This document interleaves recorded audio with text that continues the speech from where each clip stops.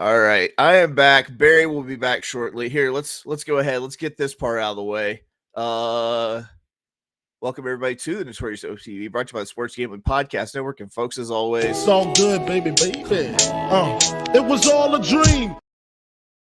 We used to read Blood Horse magazine. I got my Cuban. Yes, Cuban B. I'm your host, Chase Sessoms, the Wolf of Oaklawn. I'd rather be trapped than lazy. Don't care what they say, I'ma do what pays me. It happens every year about this time. Weaklings act like they lost their mind. Alphas reclaim the neighborhood. Rob the sheep and all the wolves get good. Oh! Yes. Joining me as always, you might know him as the Michelangelo of the Crying Michael Jordan. He's your favorite capper's favorite capper. Ladies and gentlemen, Barry the Sniper Spears. Hey, don't rub on that. You block that. You understand? That's alpaca. That's $25,000 alpaca. You block that shit. Right. You don't rub on. Put the club soda on there. Hey. What's good, Barry? Not much. What's good with you? Man, not a ton. Real quick though, I gotta say, bang!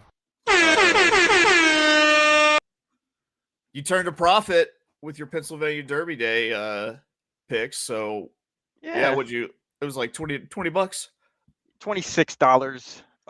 But you know, I look back and I definitely made a betting error.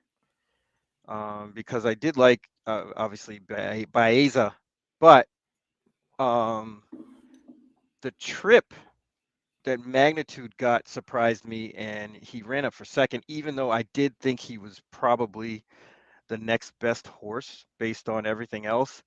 But I thought his running style would compromise him, and they switched it up. Yeah, but I still should have played him anyway because he was just generally, kind of trending and moving in the right direction. Instead of using the one so sandy, I should have used that horse. But I'm pretty excited. I'm pretty excited to see what Magnitude can do, like going. It's a good horse. Like, I mean, as like a handicap horse and everything, Yeah, he proved it. I mean, it's just whatever it is that's keeping him from running a lot. They got to get that under control because the more he runs, I'm sure the better he'll get. It's just he hadn't run in a while. He didn't run that great when he came back the last time. I don't know what his injury was. But we'll see. I mean, he ran good on Saturday, so we'll see. His injury was a stress fracture from the reverberations from shaking the world with that 43-1 Magnitude. Well, that happens. It will do you wrong every single time, Barry. All right, guys, what are we going to be talking about today? We're back for another Monday of racing. And that is tradition. We've got Monday pick threes. Barry and I have dug through the Monday Horseshoe Indy card from the rooter to the tooter to give you our very best pick three plays on the card. Get the past performances pulled up. Let's see. We're talking Horseshoe Monday today, the 22nd of September, year of our Lord 2025. Post time for this card is going to be 2:10 Eastern, 1:10 God, 11:10 a.m. Pacific time. On a specific coast. And Barry, because of how numbers work, I will be leading it off here because I got it kicked off. That's right. I said kicked off.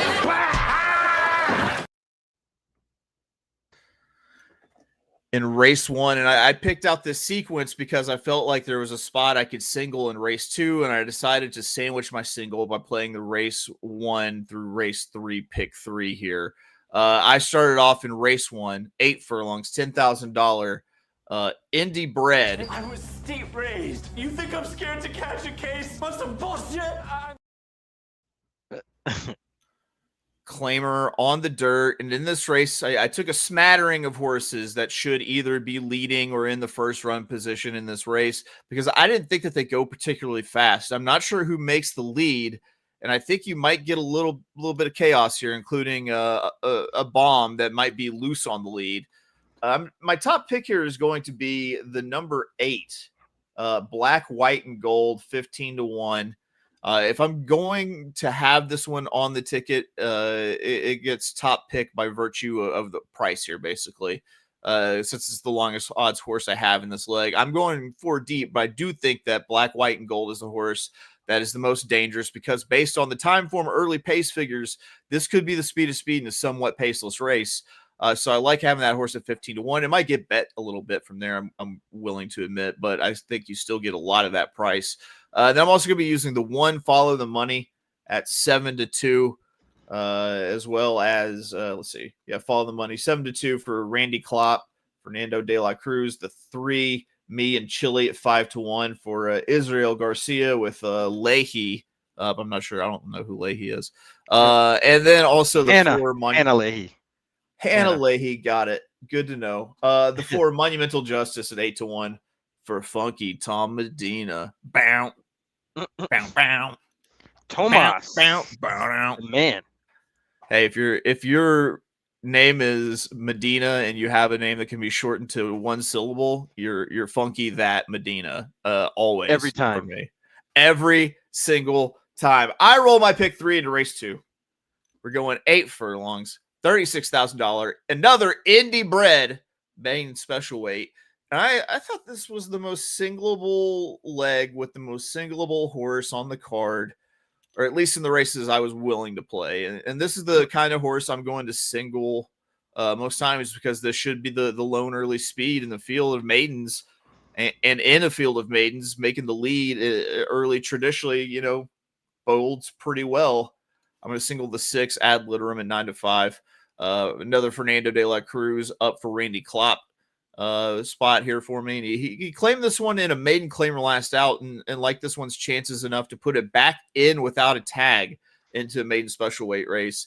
Ad Literam should have it all her own way on the front end of this race. And Klopp and de la Cruz hit a 29% clip at Horseshoe Indy together. And it's one of the fastest on paper. And at that price, it's a single or toss. And I'm just going to go ahead and choose a single, that 6 Ad Literam. I finish it up. Race 3, 6 furlongs, $5,000. Non-winners are 2 something. I'm just kidding. It's lifetime. It's the condition I'll read. Claimer on the dirt. I flat out decided to use every horse that I thought was capable of winning this race. And it was 4 horses to close out the pick 3. The pace seemed fairly honest, so it looked like your winner could come from a few places because while it doesn't look like an extreme pace scenario, now it's just a matter of jockey tactics that can make it one whenever they actually run the race. My top pick is going to be the 8 Champ's Dream at 4-1.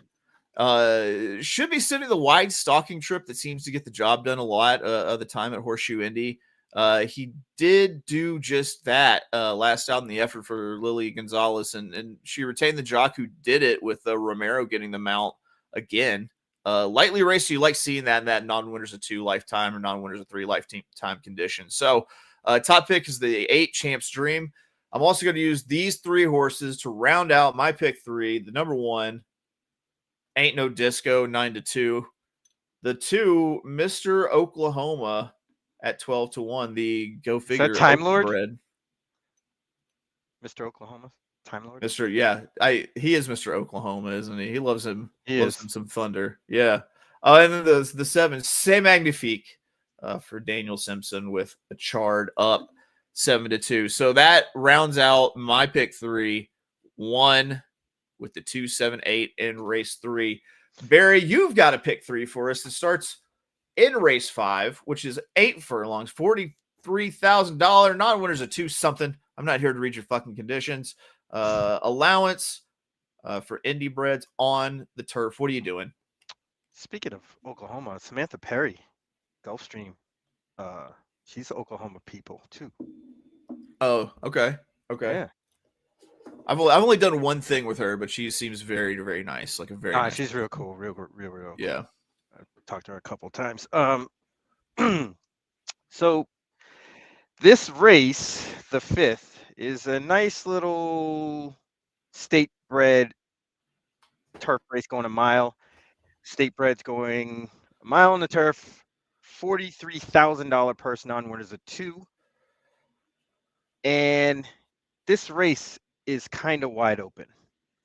If you look at the past performances, just like at a glance, all these horses look the same. And you'll notice that I try to go after races where all the horses look the same because that usually means chaos ensues. I'm not really sure that's the case in this race in particular, but I do have a horse in this race that might be able to make some noise. So I'm going to use 4 horses in this race. The one Dreaming Girl who drew well. The last 2 efforts on the dirt, stretching out. This horse won twice. Going to the lawn makes a lot of sense here for an outfit that is terrible at doing this. But I don't think this race is loaded with a bunch of horses that would dominate or could dominate this race. And I think this one has a shot based on the running style. If she takes to the turf, she'll be in good position. 8 to 1's a good price, so we're going to put that one on our ticket. We're going to use the 2 Foxy Justice for Aaron West. This horse has all the stats. Second time off the layoff, or this kind of a layoff, 34%. First time turf, 30%, small sample size, but still. Dirt to turf, 20%. Still another small sample size, but again, this seems like something that this trainer does. And he gets his best rider. They hook up at 25%, Sammy Bermudez. Everything makes sense here. So we're going to use that one at 7 to 2. We're going to use the 5 Sweet Heat, who's coming off a win in a non-winners of 1, same condition, and should be formidable in this spot. Well placed, the whole gambit. 4 to 1 on the morning line. And the interesting horse is the 7 at 20 to 1, Inclusive Justice. Now, this horse got on the turf back in January 5th to be exact. Ran a pretty decent race at Tampa that day in a maiden. They tried it again, but got rained off. This horse finished 3rd in a $32,000 maiden at Tampa. Then they show up at Indy trying to get on the turf. It was rained off 3 times. This horse won 2 of those races. Finally gets on the turf, draws poorly, and the way the horse was ridden that day wasn't ideal. They were parked out kind of wide, and they opted to drop back to last or second to last, and were really about that, and just did no running at all. They were about 4 or 5 wide coming around the far turn, and just flattened out. And then they put the horse on turf. They figured he needed a break. Makes sense. Shows up here. Now, if they run on the turf, which I hope they do, this horse I think, has a pretty good shot. You'll see in the workouts, there's a bullet August 26th. And this horse has been laid off since July 12th. So I think this horse has been working. They just haven't, the clockers haven't seen it or missed it. There's another workout September 10th that looks like just a regular maintenance work, pretty slow. So we're going to use those 4. Hopefully we catch the 7. There you go. You roll it into race 6, 8 furlongs, $38,000 Indy bred maiden special weight on the dirt. How say you with this leg of your pick 3? Yeah, we're using 2 horses here. The 2 Sombaye King. First time blinkers is a very strong stat for Gennaro Garcia. Getting his, who I think is probably one of the better riders there, Alex Ashard. Should have this one in position. The last time they were in a mile race, the horse didn't really get off too well, was inside, was way back, and I really don't think they were too well meant there. I do think they're well meant today, though, especially with the blinkers on. So we're going to use the 2 at 10 to 1, and we're also going to use the 5 God and Luck. Just kind of got a trip around the track in the 10 spot. I want to say the connections was like just get him around the track. Don't do too much. He was in the 10 spot. They weren't expecting the win, and I think they just kind of ran around there. Not to mention Jeff Hiles does very well second time out and stretching out. Getting his top rider in Marcelino Pedroza, I think all systems are go. I faded the 7, the favorite, My Lunar Charm. Doesn't get out of the gate. The 2 times this horse ran just didn't get out of the gate, and I think that trend might continue, and it's still going to hurt this horse. If they beat us, it's going to be at a short price, and we wouldn't want it anyway. There you go. And you roll it into race 7, wrapping up your pick 3, 5 furlongs on the turf, a $43,000 non-Indy bred, an actual wide open maiden special weight on the turf. How are you closing out this ticket? So we're going to use 2 horses here. We're going to repeat that theme that you kind of went after with the speed in the maiden race. We're going to use the 3 Lindy Can, first time turf last time, went straight to the lead and was very fast at 19-1. And kind of hung around, just missed sort of. This horse is entered in a race at Churchill on Thursday. And I'm not sure if that horse is going to run here or there. If they run here, they're going to be tough. So we're going to use another horse in case they scratch. The 12, Sunny Ray. Horse getting first time Lasix, ran pretty good first time on the turf at Colonial. I'm going to assume that those races were a little bit tougher than what you're going to see at Indiana. And there's a couple of workouts since.